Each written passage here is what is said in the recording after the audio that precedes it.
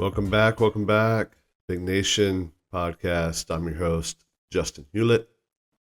And as always, here to help you lead boldly, live fully, and build a legacy that lasts. Here in episode 2. Today, we're going to kind of dig into some things that probably will hit home for a lot of you. I know it did for me, because we're going to talk about something that keeps so many people stuck. The difference between being in motion and taking action. If you've ever found yourself over preparing, over analyzing, or endlessly planning without actually moving forward, then I feel like this episode is going to be for you. Getting right into the first segment here, I want to talk about motion versus action. And to kick this section off of the podcast today, it's going to be kind of personal. This podcast, Big Nation, has been a dream of mine for years. Yes, years. And is actually the perfect example of what I'm going to talk about today for myself. For the longest time, I was stuck in motion. I was planning, brainstorming, tweaking outlines, researching microphones, imagining how amazing it would be to launch this podcast. But I would always find reasons why it wasn't ready. And so when it wasn't ready, I would go back into preparation, essentially doing everything except hitting the record button and posting my first episode. I probably hit the record button a few times and scrapped it, but that's the thing about being in motion, though. It feels productive at the time. It feels like you're moving forward, but you're not. Motion is preparing, researching, organizing, just a number of things that just aren't giving you any results, essentially. Where action, on the other hand, is doing the thing that actually moves you closer to your goal. So here's the hard truth. Motion is comfortable because it protects us from failure. As long as we're in motion, we can tell ourselves, hey, I'm working on it. But action exposes you to risk. It forces you to get out of your comfort zone, put yourself out there, take that step forward without knowing exactly what it's going to turn out, what product or result you're going to end up with. So let's be real. We all do this. Maybe you're thinking about starting a business. You've read books, watched YouTube videos. You've created the perfect business plan. You've gone over it over and over and over again, but you haven't even reached out to your first potential customer. Maybe you're trying to get in shape. It's new year, 2025. You've researched the best workout equipment, workout programs, probably went out and bought new workout clothes, gym shoes, but you haven't actually gone to the gym yet. The solution is just stop confusing preparation with progress. Take imperfect action today. This podcast is my imperfect action. And guess what? It's messy, it's raw, but hey, we're moving forward, and that's what matters. And we're going to continue to move forward and improve, and continue to take action as an example for all of you guys. Hey guys, big action, big results segment for the show. We've got our big action, big results challenge for this week for you guys. Hey, identify one area where you've been stuck in motion and take one bold action step this week. All right. For example, if you've been endlessly researching how to start a business, hey, skip the research this week. Make the first phone call. Send the first email. Create your first product. Deliver your first service. Okay? If you're trying to get in shape, forget about perfecting the workout plan and just show up to the gym or go for a run. Take action. The goal is not to be perfect. It's to create momentum. Leading into segment 2, of the podcast today, guys, I want to talk about intentional habits for self-improvement. I think this probably goes right along with what we were just talking about in the first portion around taking action. We're going to shift gears a little bit, and being intentional with your habits is super important, because sometimes I think we go through the motions and we don't really realize the sort of residual effects of not being intentional. So it's no secret. We all know that habits are the foundation of success, but here's the thing. It's not enough just to have habits. You have to be intentional about it. I'm a huge advocate for reading. You guys will hear this over and over, but leaders are readers, right? But I'll be honest, there was a time when, I was just kind of flipping through the pages. I was feeling good about getting to the finish line, finishing the book, putting it in my reading log. Oh, yeah, I read, you know, we all remember in school the 25 book program, right? But I wasn't really absorbing anything. I would think back to the books that I was reading. And I was like, man, I just can't even really take anything out of it. And that's when I started reading actively, taking notes, highlighting key points. I even, as much as I hate to admit it now, but I even write in my books now. Drives my daughter crazy, by the way. But because I'm actively reading, highlighting those key points, reflecting on how I could apply what I'm learning to whatever sort of season in life that I'm in, it completely changed the way I grew and comprehended the books that I was reading. So I wasn't wasting my time anymore. Another example of this is, workspace preparation. I know we talked about preparation earlier, but it makes sense when it's setting you up for action, okay?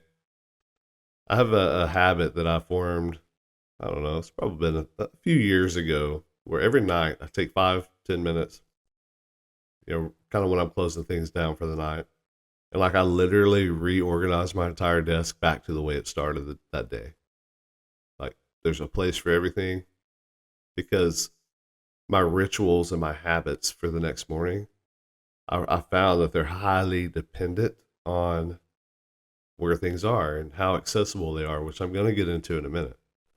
But that small act of preparation makes me feel, completely in control and ready to hit the ground running in the morning for action. So we're going to dive a little bit deeper into intentionality here. Habits shape our lives, but here's the trick. If you want to stick to good habits, you have to make them easy, accessible, and impossible to ignore. Hannah and I actually had this conversation a couple of weeks ago because we're sort of very minimalist type people. And every time we try to start a habit, we always kind of clean it away or put it away.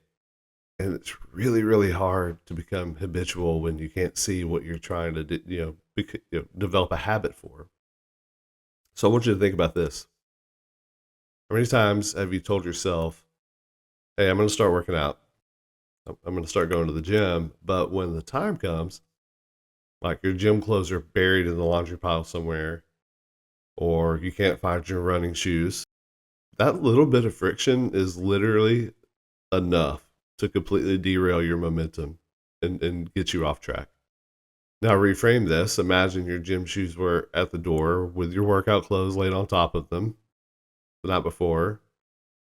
Or even better yet, I actually did this recently. I showered and slept in my gym clothes, jogging pants, a t-shirt, because I knew I was going to work out super early the next morning. You remove the barriers and suddenly it's just easier to do the thing, easier to get started. And by the way, just so you know, it's a lot harder to quit once you've started. Just get started.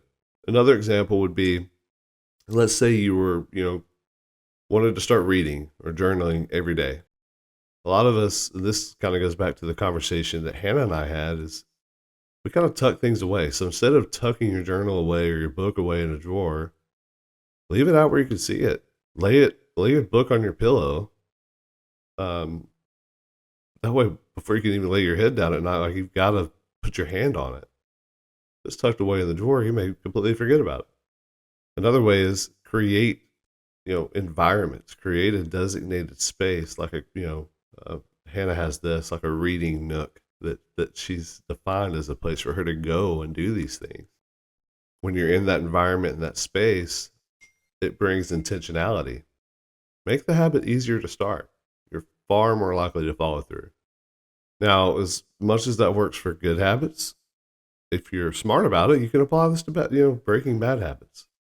While we want to make our good habits accessible and easy to apply, let's make our bad habits harder to do. I know this is probably a pretty cliche example, but you spend too much time scrolling on your phone, which guilty, by the way, try to charge it in another room. I actually started finally using do not disturb and focus mode and sleep mode recently, which has helped a lot. But I think there's another level. I think, hey, get an old fashioned alarm clock and leave the phone in your office through the night. Same way with snacking and eating. If you're a sweet tooth person, hey, keep it out of sight. Make it harder to reach. Put it on the top shelf.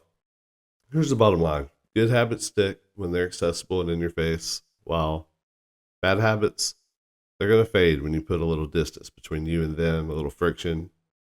This small intentional effort can have a massive ripple effect in your day to day life for sure. All right, guys, we're going to move on to the legacy spotlight for today. This was going to be a little longer than normal, I think, for the legacy spotlight, but I think it's a super important topic. I want to talk about something deeply personal and transformative, and that is building generational wealth through family banking and infinite banking strategies. So, as you guys know, I'm a father of 7, and building legacies and generational wealth is one of the number one things as far as like my life mission, if you will. So I want to set the stage for you guys. Imagine if instead of having to take out a loan from a traditional bank for a big life event, for example, buying a home, starting a new business, paying for college, maybe even unfortunate sickness or illness, you have the ability to borrow from your own family bank. Imagine building a financial system where your family's money worked for you, compounding, growing over time while staying within the family for generations.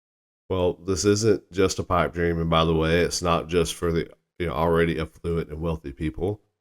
It's entirely possible, and it's through a concept called infinite banking, right? So here's how it works in a nutshell. So instead of you parking your money in a traditional savings account, earning pennies in interest, right? It getting just destroyed by inflation year after year. You use a specifically and specially designed cash value life insurance policy as a financial tool, right?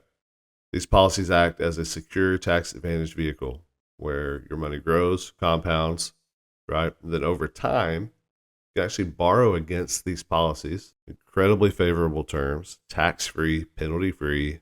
By the way, you don't have to wait till you're 59 and a half.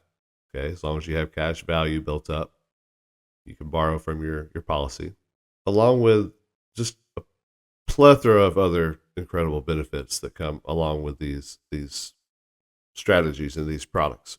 Okay, so I'm just going to tell you an example of a family that I've actually seen use this, so you guys can relate. But for the sake of this example, call this family the Johnson family. Johnson family, blue collar family, worked for many years. Obviously came from a situation where they didn't have a lot of financial literacy, not really the best examples of how to manage their money and save for retirement. They just kind of trusted what they had was going to work. But long story short, they discovered the infinite banking concept, and their whole sort of outlook and perspective around personal finance and saving for their kids completely changed, right? They started small.